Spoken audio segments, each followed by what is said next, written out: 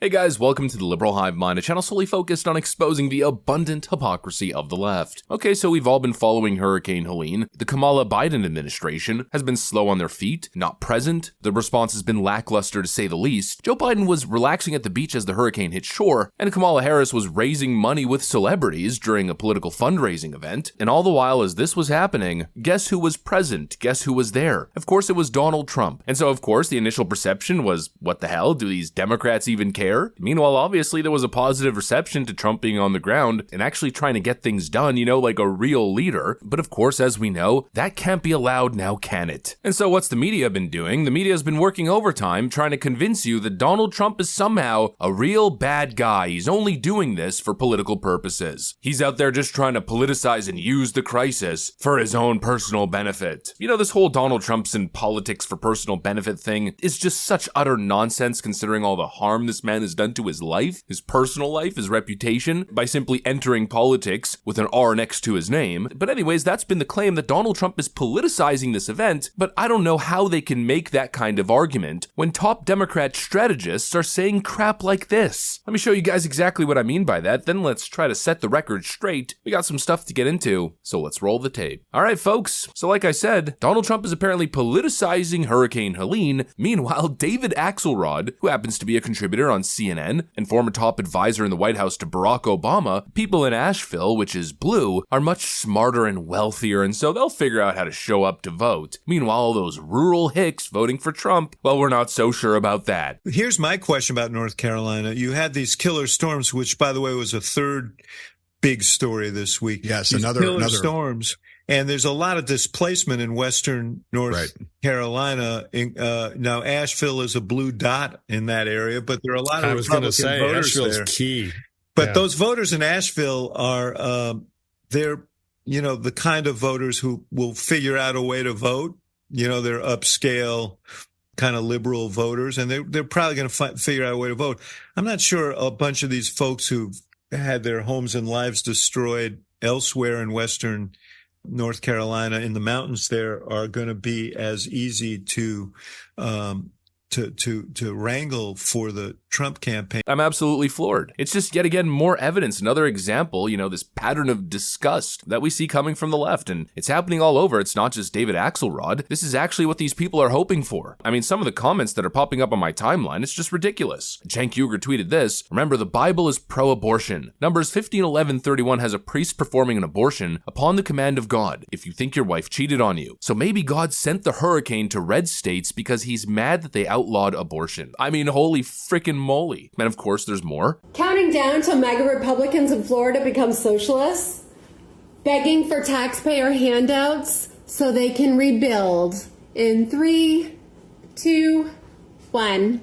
So when I seen the hurricane hit North Carolina and Tennessee, the first thing I thought was, damn, there goes some racists. There we go. We got some gone. And then I just seen this video that the area it hit is sundown town after sundown town after sundown town, and they are just completely flattened and gone. And I was like, God's work. God's work.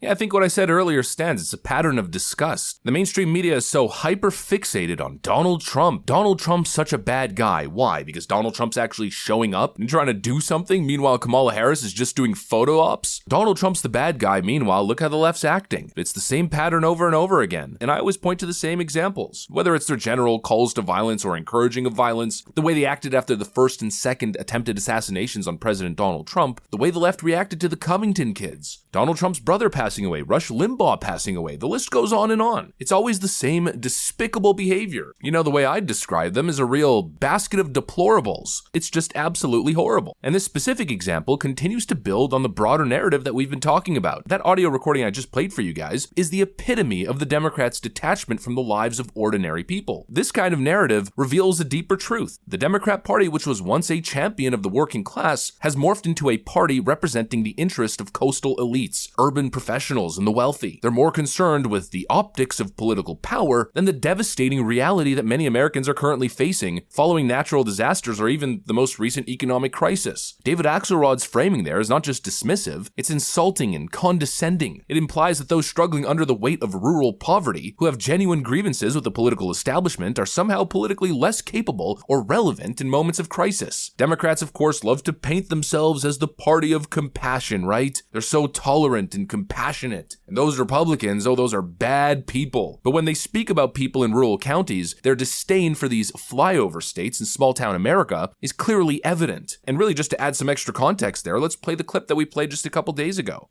What are your thoughts on Kamala's trip to the border? Will that help her close the gap with Trump in Arizona? I don't think she needs Arizona. I don't think anyone needs Arizona.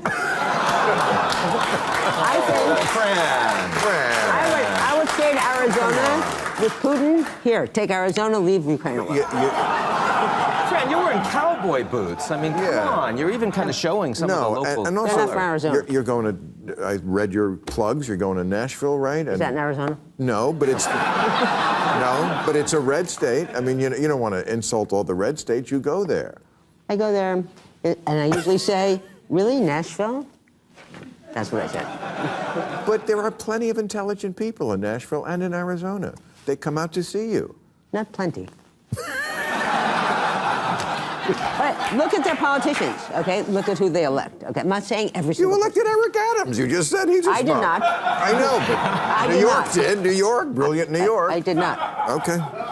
And this elitist attitude can be seen in other moments of crisis politicization. Let's just look at the 2020 summer of riots. When fiery riots erupted across major cities, Democratic leaders frequently turned a blind eye to economic damage done to small businesses, many of which, ironically enough, were minority-owned businesses. They turned a blind eye to the suffering of regular people while grandstanding about social justice from their gated communities. The hypocrisy is just jarring. The very politicians who lecture Americans about compassion and equality don't actually give a rat's ass, let's be real. When people were sent home during COVID times, barely able to scrape by, Nancy Pelosi was showing up on late-night TV, showing off her $20,000 freezers, packed with probably $1,000 worth of designer ice cream. These people are simply horrible. And frankly, I think their behavior is exactly why Trump remains so popular among working-class voters. It's because of crap like this, the contempt for regular people that the Democrat Party constantly shows. It's not just a matter of elitism, but of basic human empathy. When natural disasters strike like Hurricane Helene, people want to see leaders who care about their well-being. And who would have thought showing up and actually being there would communicate that message? Meanwhile, the other side is doing the political calculus for how this horrific, devastating disaster is going to benefit them come election day. It actually makes you wonder if they purposely fumbled their response to Hurricane Helene. And again, another point of hypocrisy, these are the people who are constantly lecturing us about voter suppression and how we need to make it so much easier for people to vote. What an absolute farce. The Democrats are the fake nice guys, and that continues to be plainly obvious. Anyways, that's pretty much what I got for you guys. Hopefully you enjoyed this video. If you did, make sure to leave a like and possibly subscribe. Thanks for watching, and I'll see you on the next one.